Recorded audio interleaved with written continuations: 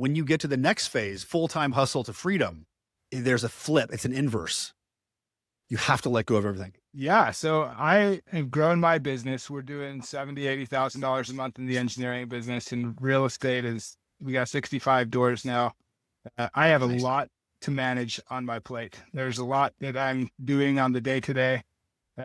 Biggest hurdle that I'm having right now as a business owner is managing cash flow and keeping my eyes open and being confident that the dollars are coming in that I need to come in to manage my payroll, my employees, I've got $15,000 in mortgage payments every month. We've got everything else that we're doing with our real estate stuff, and it's stressful. And we watch our cash flow dip, and I think that's a hurdle that every entrepreneur goes through, but it's turning my hair gray, Jason. It's wearing on me. Yeah, that's what I want coaching on, is how do I maintain my mindset during those times of, like, I don't know what's happening tomorrow, and keeping my chin up. Well, we have to continue building the game-changing mindset, right? And replacing myself with something that I am trying to do on a daily basis. I've interviewed 3 people in the last 3 months, and none of them worked out, and it's stressful. Trying to find somebody that's qualified and capable, and somebody that I can trust to hand over elements of my business that I currently do. And there are 4 phases of being an entrepreneur. There's 4 milestones, right? The first milestone is earning your first dollar. The second milestone is replacing your income, your job typically. The third one is replacing yourself. And the fourth is duplicating it in other businesses. So I'm guessing you're mostly 3, right? And you're chasing freedom and money, right? So the thing about this phase, like the previous phase is side hustle to full-time hustle, right?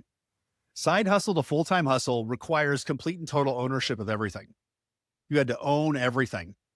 And I remember we were talking, and you have to be open and you have to be curious, because I remember you were about to shut down that engineering business.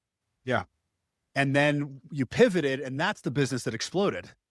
Yes. You got to control everything. When you get to the next phase, full-time hustle to freedom, there's a flip. It's an inverse. You have to let go of everything. Right. You have to let go of everything. And it really surprised me, because he told this story about, and he was telling me the story about his number 1 store had a manager, new regional guy that he liked, that he was helping grow. And he had an idea to run in the store. And Lucas said, I don't think that idea is going to work. And he goes, well, I think it is. And Lucas said, are you willing to take the consequences of it, take ownership of it not working? He said, yes. And Lucas said, okay, go do it. Lucas then tells me that he knew it was going to fail, and it did fail. And his number 1 store lost money for a period of time because of that. But he did that on purpose, because that's the only way that leader would grow. What happens when we hit phase 3, when we get the full-time hustle? We're so happy we're here. We don't want to go backwards. So we become like hyper controlling of failures. So one of the things that you have to understand is that it took you years to build this skill set.